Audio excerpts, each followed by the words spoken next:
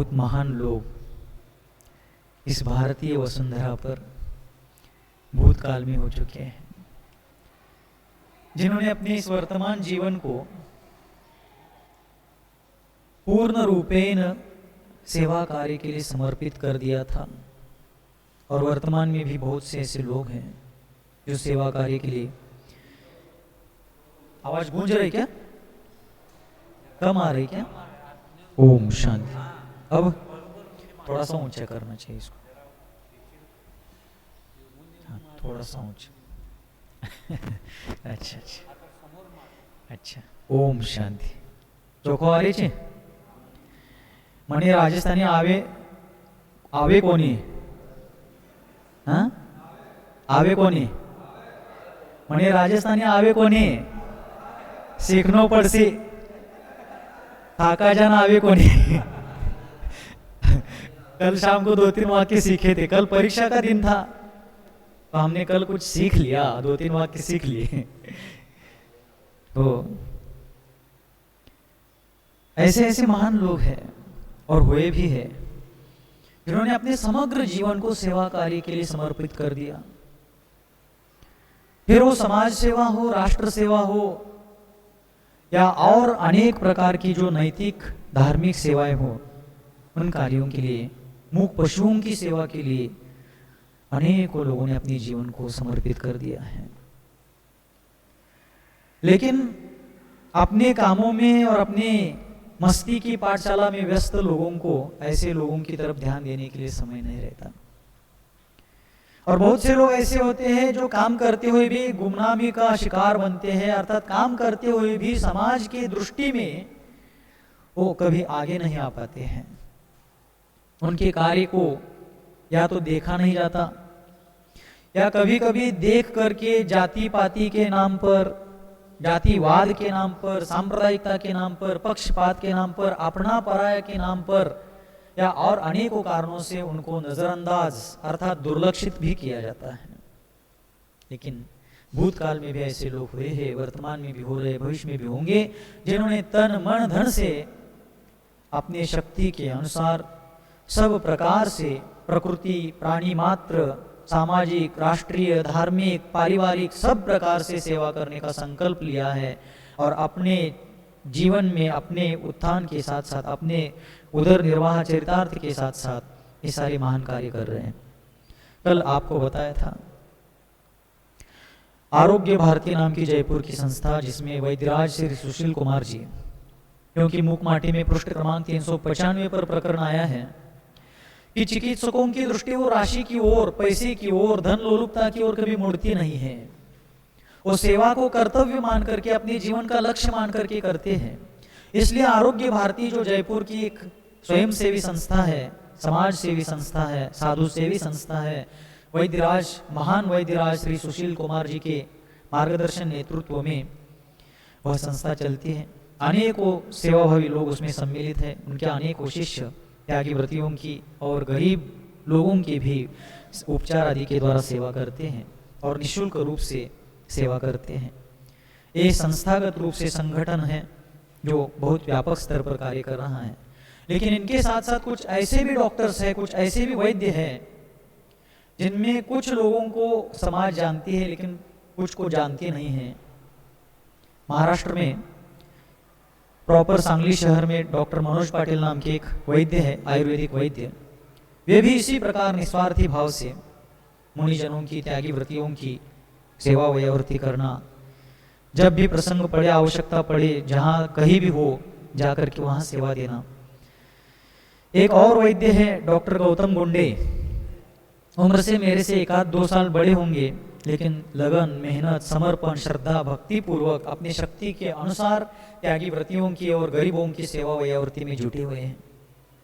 और एक अपने ही समाज से एक वैद्य है, महिला वैद्य, पति पत्नी है, डॉक्टर ज्योत्सना जैन और चंद्रकांत जैन, जो मिरज के हैं लेकिन अभी कर्नाटक के मुधोल में रहते हैं। संस्कारशील सात्विक जीवन जीने वाले हैं। इन लोगों के बारे में हमें जानना होगा कि लोग कैसे पर्दे के पीछे रह करके भी काम कर रहे हैं। ये पति पत्नी है, ये भी इसी प्रकार त्यागी व्रतियों की सेवा, गरीबों के लिए सहायता और गर्भ संस्कार का एक कार्य भी वहां पर चला रहे हैं। गर्भवती महिलाओं के ऊपर धार्मिक संस्कार, गर्भ संस्कार की जो विधि होती है उसको विधिवत वहां भी अपने स्वयं की प्रेरणा से लोगों को बुला करके ये कर रहे हैं। और भी ऐसे वैद्य वहां पर हैं। साथ साथ डॉक्टर सुहास शाह, कदाचित आप लोग जानते होंगे, मुंबई के हैं, मुंबई में रहते हैं।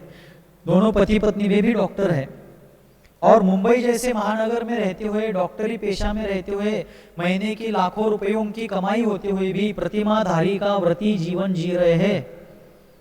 आचार्य विद्यासागर जी महाराज से प्रतिमाधारी व्रत लिए है, 2 प्रतिमाओं का पालन कर रहे हैं। आचार्य महाराज के आशीर्वाद से जो जबलपुर दयोदय में एक आयुर्वेदिक संस्थान खोला गया है, उसका क्या नाम दिया गया है? भाग्योदय अलग है, भाग्योदय सागर में है, उसका नाम मुझे ध्यान में नहीं आ रहा है। चलो ठीक है, जो भी है। पूर्णायु चिकित्सालय, वहां पर वे मुख्य रूप से उनके निर्देशन में वो चिकित्सालय चल रहा है। शल्य चिकित्सा नाम की एक पद्धति को आज वे बहुत ज्यादा प्रचारित कर रहे हैं। पिछली बार जयपुर चातुर्मास में आकर उन्होंने वहां पर भी लोगों को इसकी जानकारी प्रैक्टिकल करके दी थी। महाराजों को भी वो ऐसा उपचार उन्होंने कराया था। अभी परिस्थितियां कोरोना की होने से यहाँ नहीं आ पाए, लेकिन हर जगह जहां भी मुनिराज मुनिजन वगैरह हो वहां जाकर ऐसी सेवा करते हैं।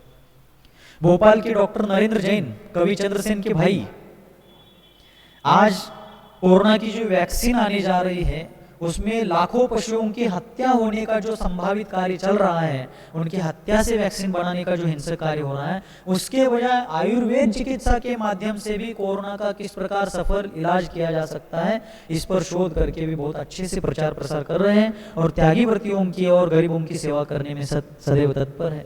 भोपाल के एक वैद्य है डॉक्टर मृत्युंजय माली, ये भी इसी प्रकार लगे हुए हैं। साथ साथ जबलपुर के डॉक्टर पीसी जैन, ऐसे ऐसे लोग हैं जिनको आज समाज जानता नहीं। एक डॉक्टर पीसी जैन, प्रकाश चंद्र जैन, ये भी लगभग 80 साल की उम्र के हैं, प्रतिमाधारी है और निरंतर भारतवर्ष में जहां पर भी त्यागी व्रतिगण हो, मुनियारिका जन हो, अस्वस्थ हो, वहां जाकर वयावर्ती करना, रोग निदान करना, औषधि देना और भी लोगों के लिए सहायता करना, इस प्रकार के हैं। इसके साथ साथ डॉक्टर सुनील जैन, डिंडोरी के जैन समाज के अध्यक्ष भी हैं, इसी प्रकार सेवाभावी हैं। ऐसे ऐसे लोग हैं। कर्नाटक में तीर्थहल्ली नाम का एक स्थान है जहाँ के डॉक्टर जीवनधर जैन, वे इसी प्रकार सेवा कार्य में लगे हुए हैं। कर्नाटक में चिकोड़ी तहसील में, जहाँ आचार्य विद्यासागर जी का जन्म हुआ, चिकोड़ी के अस्पताल में, उस चिकोड़ी तहसील में चंद्रकांत देसाई नाम के एक वैद्य जी है, शायद उनके गांव का नाम यादगुड़ नाम है। वे लिंगायत समाज के हैं। कोई भी समाज हो उससे क्या मतलब है, लेकिन मानवता के लिए समर्पित ऐसे वे वैद्य हैं और निरंतर त्यागी व्रतियों के लिए मुनि महाराजों की आरिकाओं के पास जाकर के वैयावर्ती करना, औषध दान देना, इस प्रकार का कार्य कर रहे हैं। और इसके साथ साथ अपने यहाँ के एक व्यक्ति हैं, आप सभी लोग जानते हैं, सुशील पाटनी। ये मंगलाचरण वाली सुशील पाटनी अलग है।